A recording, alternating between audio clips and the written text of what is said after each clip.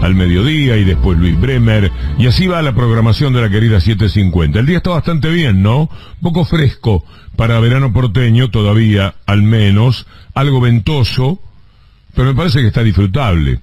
Nosotros le vamos a poner una pequeña piedra en el zapato hablando de impuestos en el comienzo, y por eso lo escuchábamos al Kun Agüero. ¿Vieron que lo que dijo el Kun? Lo dijo bien. Es un pensamiento de rico, pero lúcido, aceptando alguna forma de impuesto, pero oponiéndose a que se metan con su patrimonio. No hay problema porque lo dijo bien y uno puede estar de acuerdo o no, según cuánto le duela el bolsillo, posiblemente. Pero el Kun manifestó algunos datos generales, así a la pasada, que rápidamente fueron tomados por la derecha vernácula. La que le digo vernácula como que es la de aquí, pero es la derecha de cualquier parte del mundo. Imagínense López Murphy, Milei, Teta, Bullrich. Cuando escucharon eso estaban felices, era música para sus oídos.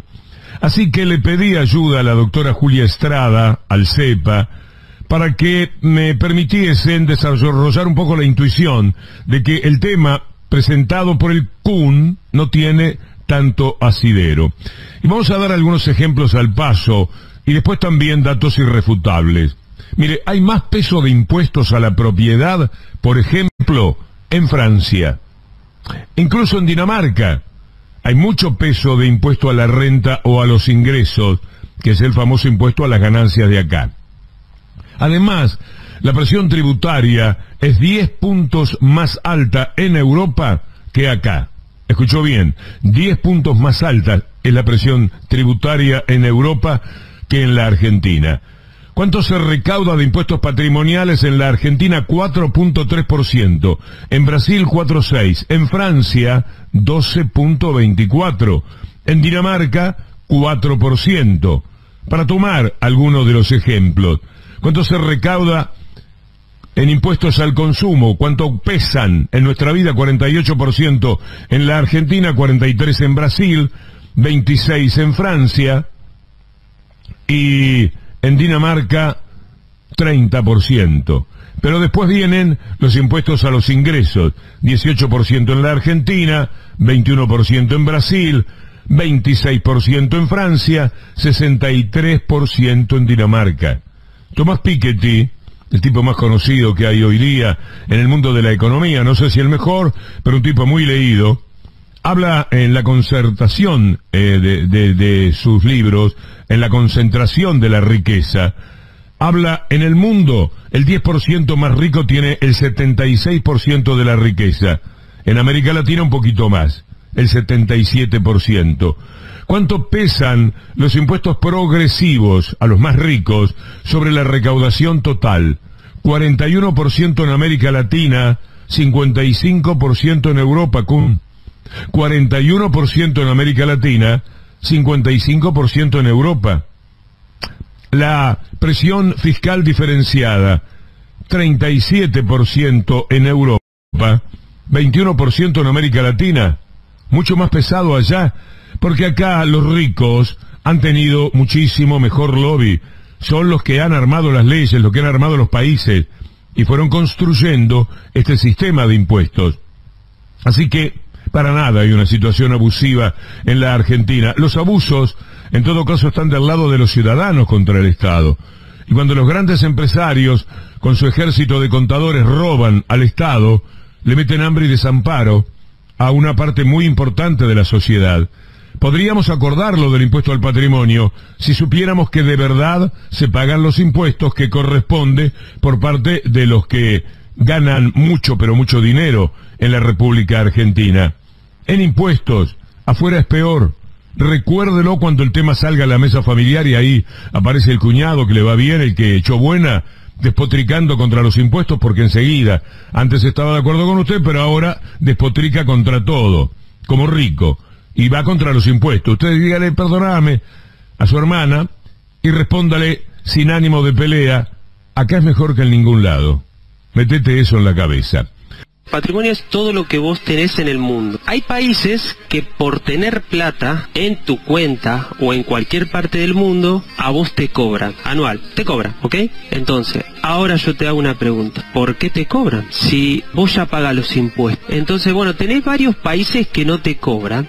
Entonces yo a lo que voy es, escuchen bien, si vos generás ingresos, hay gente que por ahí también a la gente les gusta claramente pagar menos, ¿no? Entonces, a mí no me molesta pagar los ingresos. Entonces, si vos tenés ingresos, claramente porque estás trabajando y te está yendo bien, ¿entendés? Entonces, no pasa nada si pagás el ingreso. Entonces, si pagás el 30, el 35, el 50, en Inglaterra pagás el 50, por ejemplo. Pero vos estás generando plata, entonces si vos generás plata, está bien, pagás. Pero lo que no me convence es que vos pagues un porcentaje anual del patrimonio que vos tengas. Me parece que es una locura en cualquier parte del mundo, que hay lugares, un montón de países, me parece que si vos ya estás pagando el ingreso, ¿por qué te siguen sacando más plata? Si vos toda tu vida generaste plata y pagaste los ingresos, ya pagaste los impuestos, ¿por qué tenés que seguir pagando más? Me quedé pensando en las declaraciones del Kun Agüero, Víctor Hugo, con la que vos comenzabas analizando el programa y cómo fue utilizado por los medios, recién lo decías vos, negro, ¿no? Cómo fue manipulado lo expresado por él. Me parece que abre un debate interesante.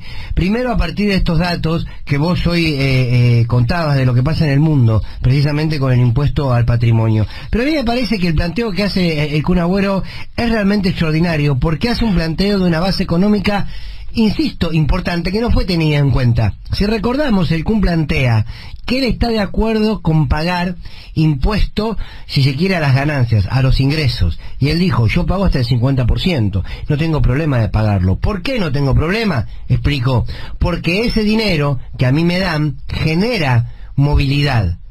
Esta palabra se la estoy agregando yo, pero el concepto que él expresa es, el ingreso tiene que pagar, porque precisamente genera una movilidad económica, genera un circuito económico, está bien.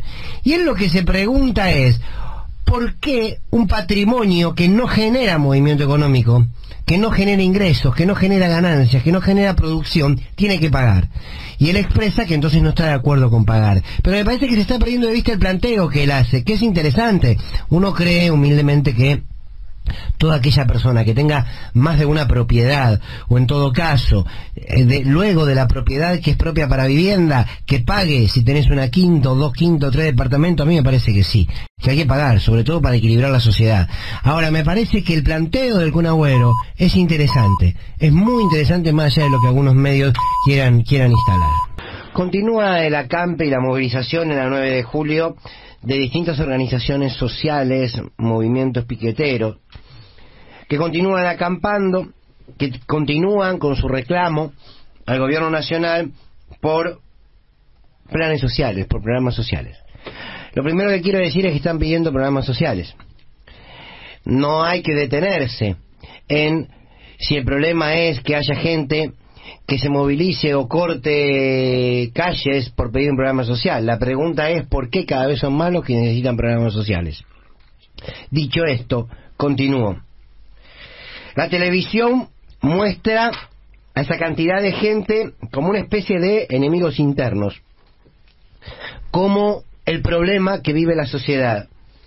Los diarios lo que generan permanentemente es la noticia en torno a el caos en la ciudad, los cortes en el centro porteño.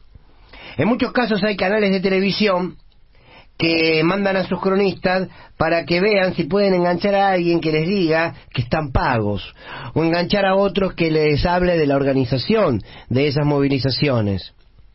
¿Por qué? Porque lo que quieren es sostener su discurso de que ahí queda visibilizado en esas marchas el clientelismo político. Pongo este tema sobre la mesa porque me parece que nos permite analizar ciertas actitudes sociales y ciertas estrategias mediáticas, que siempre son más fáciles, parece, de ejercer cuando son los vulnerables los que están en el centro de la noticia. Socialmente, lo primero que hay que decir es que cuando hay millones y millones de argentinos y argentinas que carecen de derechos fundamentales, como el de comer, el de tener una vivienda, el de acceder a la salud, esas necesidades, esa falta de derechos prioritarios, genera este tipo de situación. Esas necesidades, al ser prioritarias, hacen que un país tenga este nivel de conflicto. Cuando los derechos básicos están vulnerados, es lógico entonces que la lucha por recuperar esos derechos choquen, confronten con los derechos de aquellos que no tienen esas urgencias. El modelo no puede ser más hipócrita. Le exige a quienes previamente marginó que estando fuera del modelo, ellos cumplan las normas y las leyes del modelo. Te expulso, te echo, pero te sigo exigiendo que cumplas la ley, la norma de aquel modelo del cual te expulsé. Eso es una enorme hipocresía. Ahora bien, parece que nos cuesta entender que nadie va a un piquete o a cortar por una voluntad individual o porque no tiene nada que hacer. Algunos dicen, bueno, hay que comprender también a la gente que sale a trabajar y que cuando pasa con su auto tiene un piquete y está 20 minutos ahí trabado, entonces empiezan los insultos y empiezan los gritos. Bueno, también hay que entenderlo. Claro, el problema que tenemos como sociedad es que el grito y el insulto y el enojo aparece cuando nos tocan un derecho. Ahora, ese insulto, esa bronca y ese enojo nos expresa cuando vemos que cada vez la pobreza crece más. El problema entonces está ahí. No veo a los medios haciendo notas a las centenares de familias que viven, por ejemplo, en la calle de la ciudad de Buenos Aires. Solo son noticias si algún irracional y criminal los prende fuego. Mientras tanto, no. Eso no genera ni enojo, ni reacción, ni bronca. Lo que genera es enojo, reacción y bronca cuando esos marginados se expresan y se movilizan.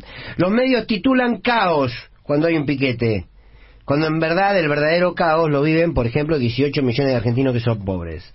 ¿Qué desnuda esto? Que la mirada mediática y la mirada de una enorme porción de la sociedad es desde una matriz de una profunda incomprensión, de una profunda insensibilidad y de una profunda carencia de valores para entender que cuando hay derechos básicos vulnerables es lógico y hasta sensato que haya conflicto social. ¿Se expresa en un piquete? Sí. Se puede expresar también de miles de maneras. Quizás si algún día lo entendemos, exigiremos una sociedad más justa.